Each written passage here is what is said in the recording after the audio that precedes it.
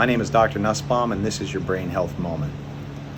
Sometimes I think about the admiration I have for the human brain, and I want you to appreciate that which sits between your ears as well. It's the most expensive, most admired real estate on the planet Earth. Your brain likes to be united, and it likes to unite with other brains. In this day and age, when there's a lot of entities trying to divide us and to try to pull us apart, this Brain Health Moment is dedicated to all humans across the planet to remind you that we are the same. And one of the things that we can do is we can lead with love and follow with kindness. Imagine an international Planet Earth Day where we all engage in hand-holding and love, just for a brief moment. Imagine the power that would create on planet Earth. So don't let any entity divide you or divide us based on superficial means.